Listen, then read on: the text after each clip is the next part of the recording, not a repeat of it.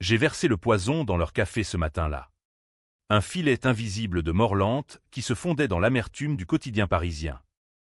Mes mains tremblaient à peine, car la rage avait depuis longtemps caillé mon sang en une lame froide. Et tandis que les enfants riaient encore dans leur lit, ignorant que leur père, ce monstre en costume impeccable, venait de signer son arrêt de mort, j'ai souri pour la première fois depuis des mois. Ce n'était pas de la folie, c'était de la justice. La mienne, forgée dans les abysses d'une trahison qui puait le fromage rance des caves de Montmartre. Paris, cette ville qui dévore ses enfants comme un amant vorace, m'avait craché à la figure bien avant cela. J'arrivais ici il y a 5 ans. Claire Duval. 28 ans. Un diplôme en lettres de la Sorbonne qui ne valait pas un croissant gratuit. Fille d'un ouvrier mortel d'usine à Lille. J'avais fui les HLM pourchassée par les rêves de lumières éternelles. Mais la capitale n'offre pas de trône. Elle propose des greniers moisis à 1 200 € par mois. Et moi, je l'avais trouvé, un 2 pièces sous les toits d'un immeuble haussmannien dans le 18e. Chez les Laurent. Elisabeth et Marc Laurent. La crème de la bourgeoisie parisienne, elle. Galeriste aux ongles laqués de rouge sang, lui. Avocat fiscaliste qui faisait fondre les fortunes comme du camembert au soleil. Au début, c'était idyllique. Elisabeth m'avait accueilli avec un sourire qui sentait le Chanel No. 5. M'offrant un verre de Sancerre lors de la visite. Vous êtes si jeune. Si fraîche pour Paris, avait-elle roucoulé. Ses yeux verts comme les miens mais froids. Calculateur. Marc, avec sa cravate de soie et son accent du sud-ouest adouci par Hénin, avait hoché la tête en approbation. Leurs enfants, les jumeaux de 5 ans, Louise et Théo, couraient déjà autour de mes chevilles, tirant sur ma jupe comme des chiots affamés. J'avais ri, touché par cette normalité feinte. Le loyer était raisonnable, 1 100 €, et en échange, il m'avait demandé, gentiment, de surveiller les petits de temps à autre. Juste quand on a un vernissage ou un dîner, avait promis Elisabeth. J'avais accepté. Naïve, pensant que c'était le prix de la solidarité voisine. Mais Paris n'est pas un village provençal, c'est un échiquier où chaque pion cache un poignard. Les de temps à autre devinrent quotidiens. Les jumeaux, ces petits démons aux cheveux blonds comme leur mère, monopolisèrent mes soirées. Je ratais mes cours du soir à l'université populaire, mes amis au bistrot du coin, mes rêves d'écriture dans le silence de la nuit. Et le loyer, il grimpa. D'abord 50 €, pour les charges qui augmentent. Puis 100, à cause des travaux dans l'immeuble. Chaque hausse coïncidait avec une nouvelle demande. Claire. Chérie. Garde-les ce soir. S'il te plaît. Marca un client important. Je payais. Suant sang et eau. Jonglant entre mes nuits de serveuse au café Les Deux Magots, ironie du sort. Où Sartre avait jadis disséqué l'enfer des autres, et ses corvées impromptues. La trahison s'insinua comme la Seine en crue. Lente et inexorable. Un soir d'automne pluvieux. Alors que je berçais Théo fiévreux sur mes genoux. Elisabeth rentra ivre. Titubant dans l'escalier. Elle s'effondra contre ma porte. Les yeux rougis. Murmurant des secrets que l'alcool déliait. Marc. Il couche avec elle. Tu sais, cette salope de la banque. Et moi, je dois sourire. Payer les factures. Élever ces monstres. Je la consolais. Idiote. Ignorant que ces mots étaient des mines plantées sous mes pieds. Le lendemain, sobre. Elle nia tout, me traitant de menteuse quand je tentais d'aborder le sujet. Tu imagines des choses. Claire. Tu es stressée. C'est tout. Mais le doute avait pris racine. Puis vint le chèque en blanc, la lettre du notaire. Pas le mien. Le leur. Chère Madame Duval. En raison de l'augmentation des charges et de votre utilisation accrue des commodités familiales, nous proposons une révision du loyer à 1 500 € mensuels. En contrepartie, votre rôle de soutien aux enfants sera formalisé. Formalisé, c'était de l'esclavage maquillé en contrat de voisinage. Il me tenait par le col, payer ou partir. Et dans les deux cas, me noyer sous les factures. J'ai appelé mon notaire ce jour-là. Un vieil oncle de province qui m'avait légué son cabinet poussiéreux à Amiens. Claire, ma petite, c'est du chantage pur. Rédigeons une mise en demeure. Mais au fond de moi, la rage bouillonnait déjà. Pas de justice légale, celle-là est pour les riches. La mienne serait intime, viscérale. Les jours suivants furent un tourbillon de faux-semblants. Elisabeth m'invitait à des dîners guindés, me présentant comme notre indispensable Claire. Tandis que Marc me lançait des regards complices, comme si j'étais une complice dans leur petit théâtre. Les enfants, innocents, collaient à moi comme des ombres, me suppliant de lire Le Petit Prince avant de dormir. Et moi, je souriais, mais dans ma tête, les plans se dessinaient. J'ai commencé à fouiller. Une clé de secours mal rangée. Une porte entrebâillée un soir où ils étaient au théâtre. Leur appartement, juste au-dessus du mien, était un sanctuaire de luxe, tableau de monnaie falsifiée. 20 millésimés. Et dans le bureau de Marc, un tiroir verrouillé que j'ai crocheté avec un fil de fer appris dans un roman de Simenon. Là, le premier secret, des relevés bancaires montrant des transferts massifs vers un compte offshore. Marc, l'avocat intègre, blanchissait pour des clients louches, des promoteurs immobiliers véreux qui rasaient les bidonvilles de banlieue pour y ériger des tours de verre. Pire, une lettre anonyme, froissée, accusant Elisabeth d'avoir couvert un accident. Votre mari a renversé un cycliste ivre il y a 2 ans, près de la Bastille.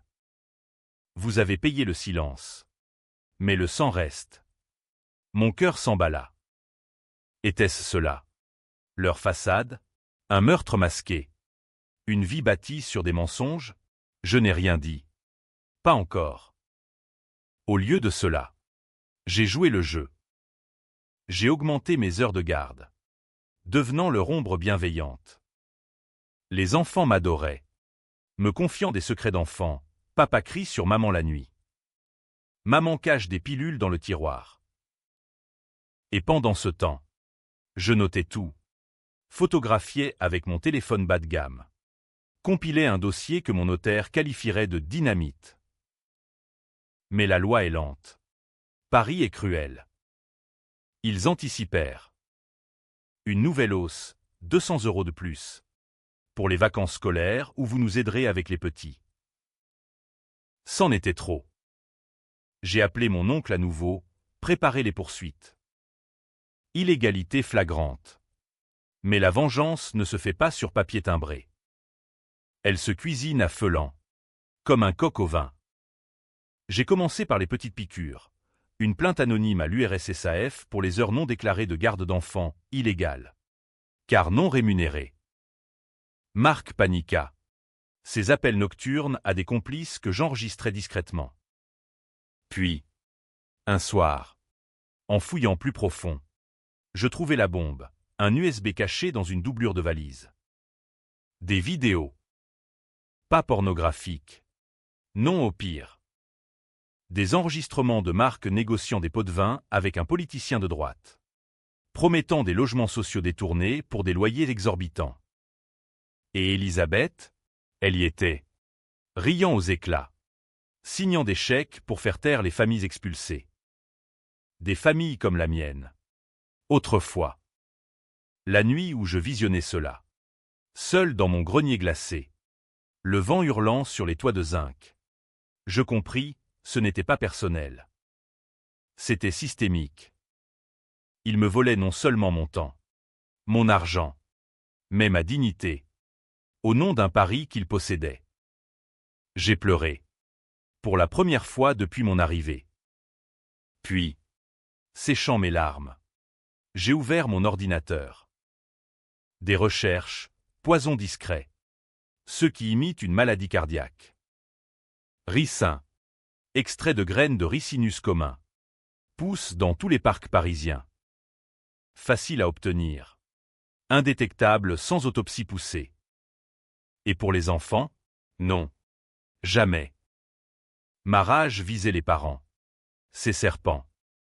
Le lendemain, Elisabeth me demanda de nouveau de garder les petits pour un dîner d'affaires. Je vins. Un flacon dissimulé dans ma poche. Le café fumait sur la table basse. Noir comme leur âme. Un filet. Juste pour Marc. Il but. Ignorant. Discutant fiscalité avec moi comme si j'étais une égale. Vous comprenez. Claire. Dans ce monde, il faut savoir négocier. Je hochai la tête, retenant un rire amer. Les symptômes viendraient dans des jours, nausée, puis collapsus. Temps suffisant pour que je dépose mon dossier chez le notaire. Et chez les flics. Mais ils contre-attaquèrent. Le soir même, un huissier sonna à ma porte, expulsion pour non-paiement. Mensonge pur, j'avais payé.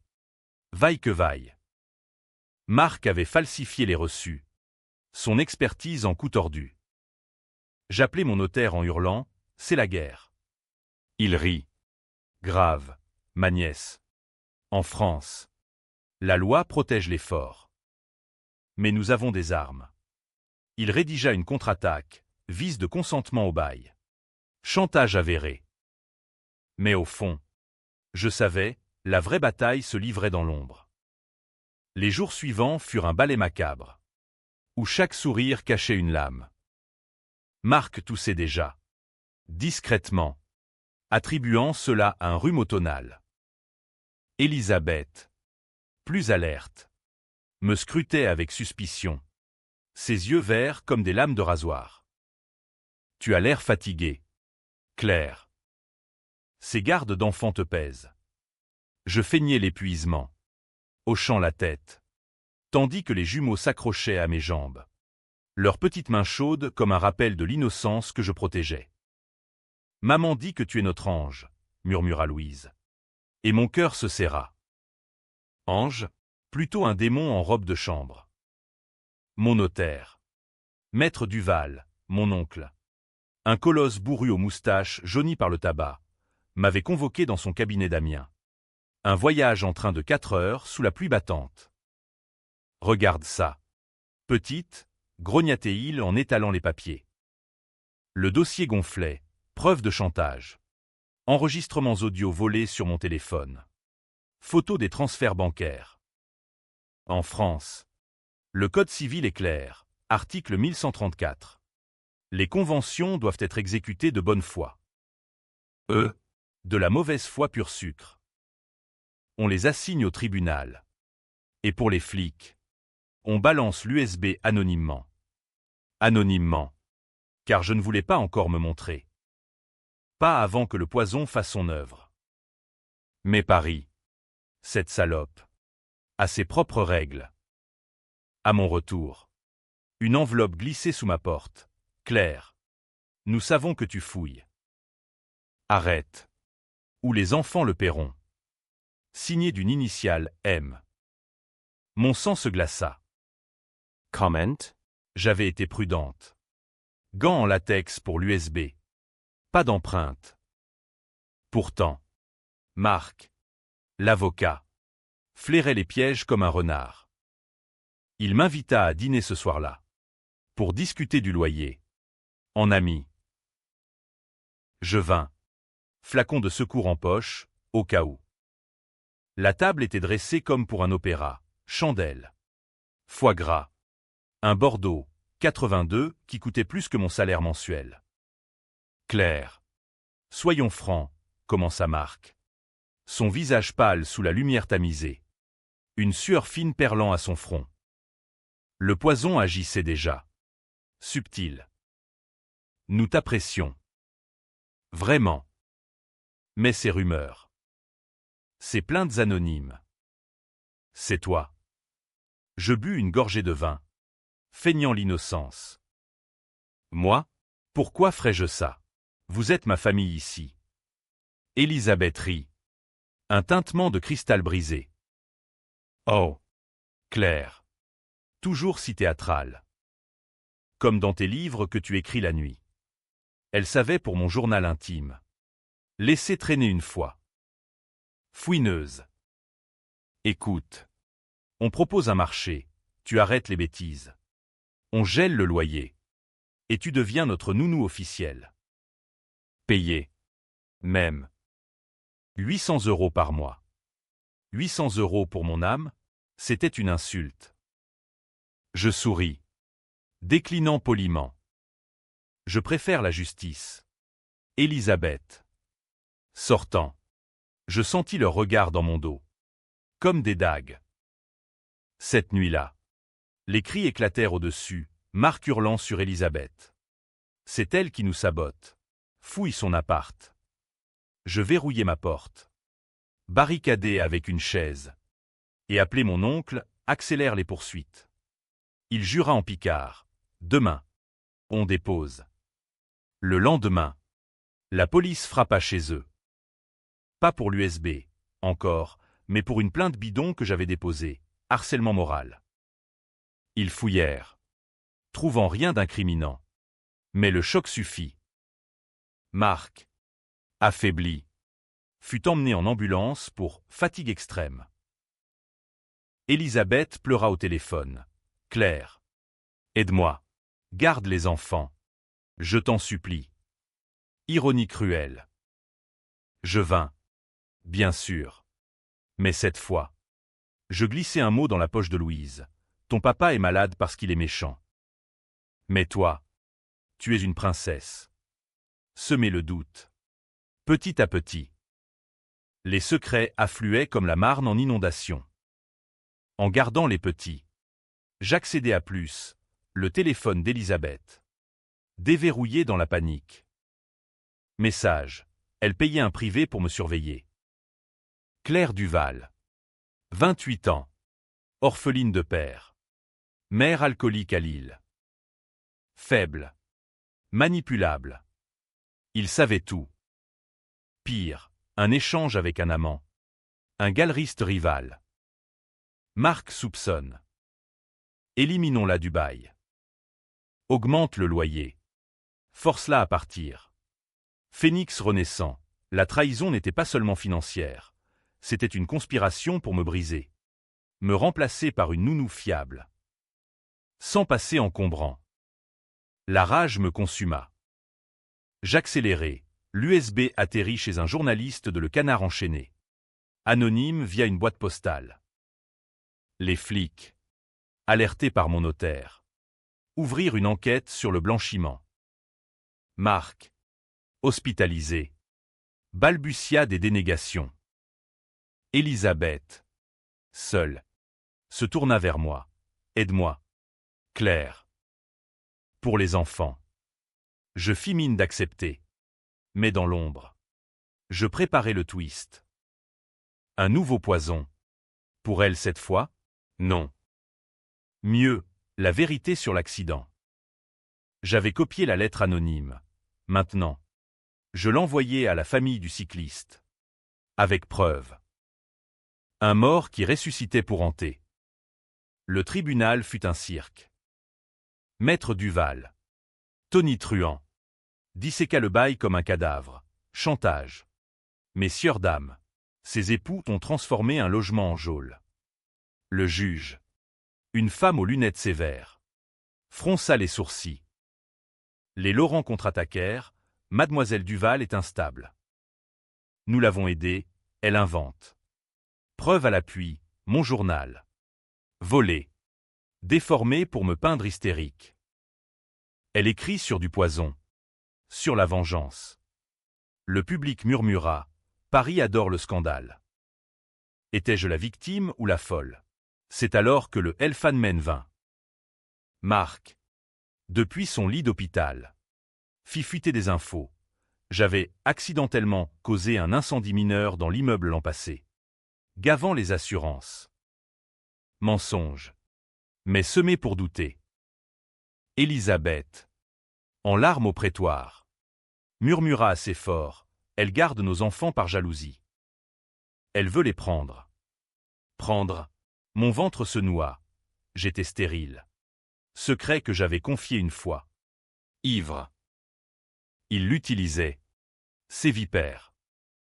Mais mon notaire riposta. L'USB. Maintenant public via le canard. Éclaboussa leur nom dans la presse. Affaire Laurent, avocat et art. Le cocktail empoisonné de la corruption parisienne. Marc s'effondra pour de bon, le poison. Ou le stress. Les enfants. Placés temporairement. Pleuraient mon nom au téléphone. Reviens. Claire. Et moi. Dans mon hôtel provisoire payé par l'aide juridique. Je pleurais avec eux. La vengeance goûtait la cendre. Pourtant, je ne m'arrêtais pas. La phase 2, Gan-Titaï. Pour les sauver, les enfants. Pas les parents, je décidai de porter le chapeau sur un chef d'accusation mineur. Un faux témoignage. Insinuant que j'avais forcé Marc à signer des papiers douteux. Je l'ai piégé, confesserai-je. Protégeant les petits d'un scandale total. Sacrifice? Oui.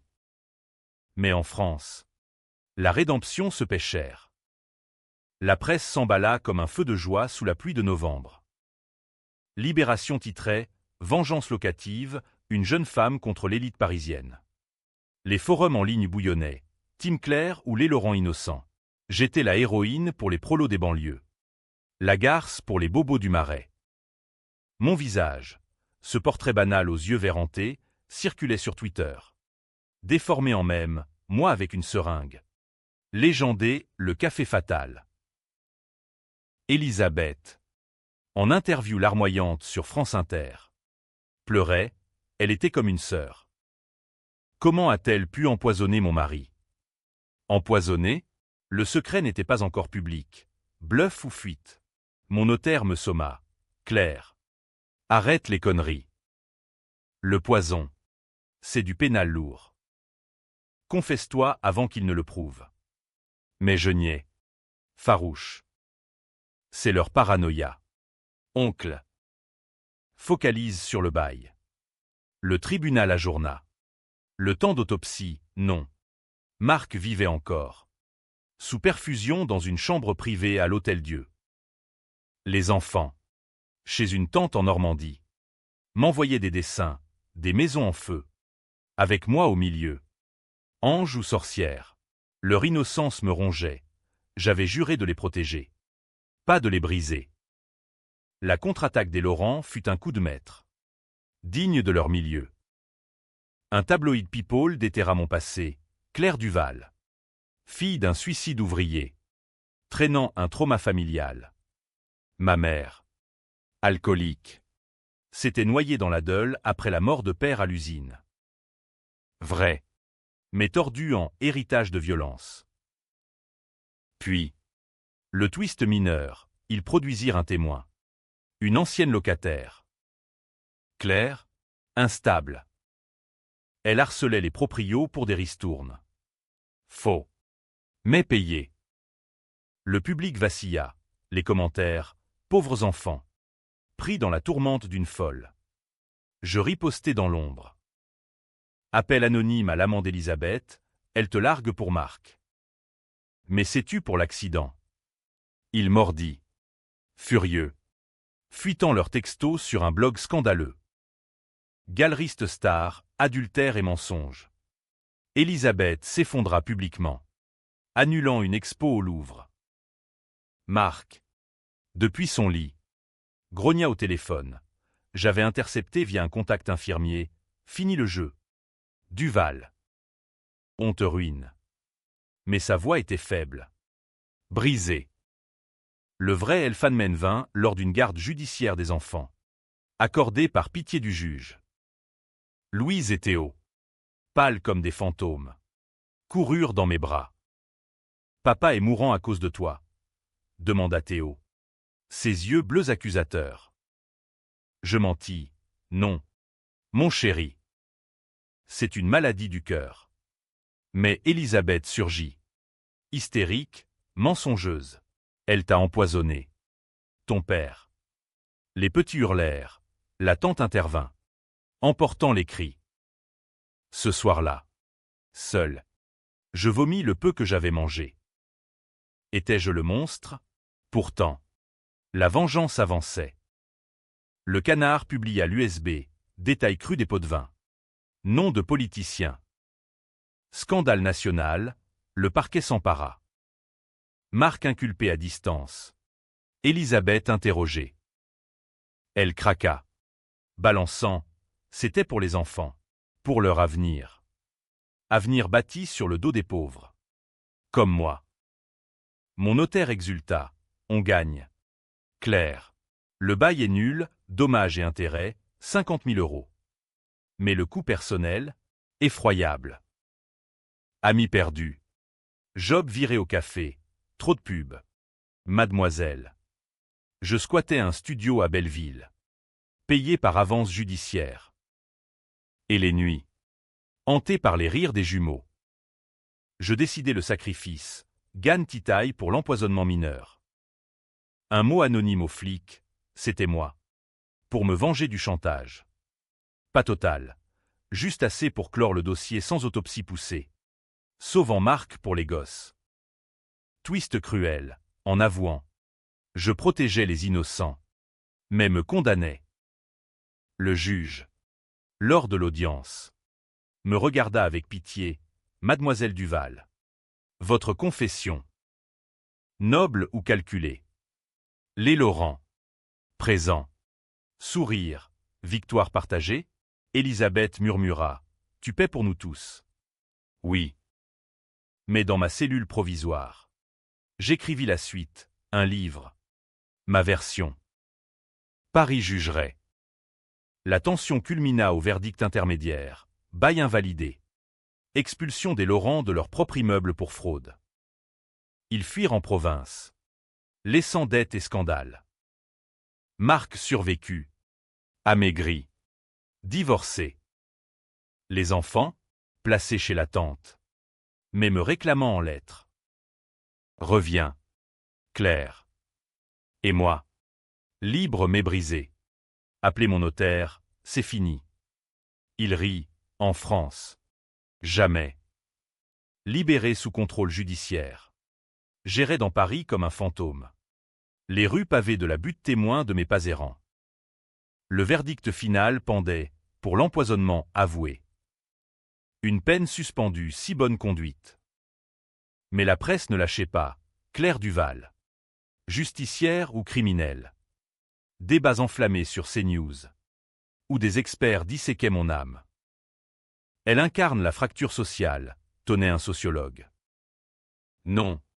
Une psychopathe, rétorquait un psy. J'éteignais la télé.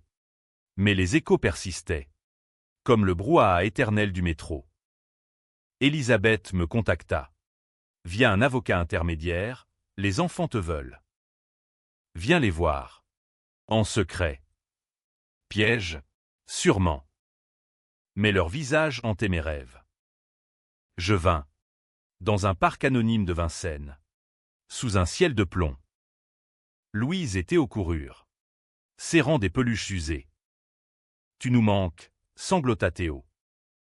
Élisabeth observait de loin. Défaite, cheveux grisants. Sans maquillage. Merci d'avoir. Arrêtez, murmura-t-elle en s'approchant. Arrêtez? Le poison avait été neutralisé par chance. Mon aveu avait sauvé Marc d'une enquête plus profonde. Nous parlâmes. Pour la première fois sans masque. Pourquoi? Claire, on t'a aidé. Aidé? Je ris. Amer. Aidé? Vous m'avez volé ma vie pour la vôtre. Elle avoua, l'accident. Le blanchiment. L'adultère, tout pour maintenir la façade. Marc voulait les gosses parfaits. Moi. L'argent pour l'art. Toi. Tu étais. Pratique. Pratique. Comme un Kleenex usé. Mais le twist, elle révéla mon secret ultime. On sait pour ta stérilité. C'est pour ça que tu t'accroches aux enfants. Comment? Mon gynéco. Soudoyé. Rage nouvelle, ils avaient tout prévu. Même ma vulnérabilité. Je partis. Mais pas sans planter la graine finale. À la tente. Un colis, jouet. Et une lettre. Si les parents reviennent. Protégez les deux. Semez la peur. Marc. Divorcé et ruiné. Tenta un dernier coup, plainte pour diffamation. Mon notaire l'écrasa, preuve irréfutable. Il se suicida, rumeur. Non confirmée. Son cœur. Fragilisé. Lâcha lors d'un interrogatoire. Mort naturelle. Dirent les légistes. Ma vengeance. Accomplie sans triomphe. Les enfants, adoptés par la tante. Avec pension de mon dédommagement. Je les visais. De loin. À des anniversaires discrets. Tante Claire, m'appelait-il. Et moi. Je reconstruis un appartement à Montreuil. Un job d'écriture freelance pour Marianne. Mon livre. Le loyer du sang. Devint best-seller. Controversé. Gloire à la victime ou apologie du crime. Les critiques se déchiraient. Mais le chaos trao. Ce qui divisa les lecteurs, mon sacrifice. Angan titaille pour l'empoisonnement. J'avais évité une enquête sur le vrai coupable. Elisabeth avait admis. En privé. Avoir empoisonné un rival autrefois. Technique à prise de marque. J'aurais pu la dénoncer. Au lieu. Je pris le blâme. Pour les petits. Noble ou complice. Les forums explosaient. Elle est héroïque. VS, elle mérite la tôle. Elisabeth. Brisée. Émigra en Espagne. Vendant son âme pour un pardon. Dernière lettre. Tu as gagné. Mais à quel prix? Le mien. Solitude. Cicatrice. Paris. Indifférente. Continuait son bal masqué. Années plus tard. Paris avait changé, où était-ce moi? À 35 ans. Claire Duval n'était plus la locataire effacée. Mais l'auteur dont les mots corrosifs disséquaient la ville. Le loyer du sang avait vendu 200 000 exemplaires. Traduit en italien. Allemand au partout où l'on chuchotait sur l'injustice locative. J'habitais un loft à Bastille. Ironie, près de l'accident fatal de Marc. Les jumeaux. 13 ans maintenant. Me visitaient en cachette. La tante complice. Raconte-nous la vraie histoire. Tante Claire, implorait-il. La vraie, celle où leur père méritait son sort. Leur mère sa chute. Le twist final éclata comme une bulle de savon empoisonné. Elisabeth revint. Un soir d'hiver. Frappant à ma porte avec un dossier jauni. Lisa, dit-elle. Les yeux creux. C'était ma lettre d'origine. Celle sur l'accident. Mais à noter, Claire savait. Elle a causé la mort du cycliste. Pas Marc. Elle a tout manigancé pour se venger d'un refus de bail ailleurs. Mensonge? Non, flashback. Il y a 7 ans. Avant les Laurent. Un proprio m'avait conduite pour profil instable. Le cycliste? Moi. Au volant d'une voiture d'emprunt. Ivre de rage. L'avait heurté. Pas mort. Mais gravement blessé. J'avais fui. Payé le silence. Marc l'avait appris. Couvert, pour me tenir. Le choc, j'étais la première traîtresse. Mon aveu, pour l'empoisonnement, inutile, j'étais déjà coupable d'un crime plus grand. Elisabeth rit. Brisée, on se ressemble. Claire. Des monstres faits de la même boue parisienne. Elle proposa un pacte, silence mutuel. Pour les enfants. J'acceptai. Mais avec un dernier filet de poison, métaphorique, je publiai une suite. Les ombres jumelles. Insinuant sa culpabilité sans nommer. Scandale renouvelé. Elle s'effondra. Internée pour dépression. Le dénouement? Biquet. Avec un voile d'happy end. Les jumeaux. Avertis à demi-mot. Choisir ma version. Tu nous as sauvés. Ils étudièrent à la Sorbonne. Sur ma bourse. Moi, libre. Mais enchaîné à mes fantômes. Paris. Éternel. Me tolérait. J'écrivais. Disséquais d'autres venins. La vengeance, un cercle. Jamais clos. Et si on recommençait, j'appellerais encore mon notaire. Ou pire. Fin. Les lecteurs débattent encore. Justice ou folie? Toi, lecteur. Quel camp?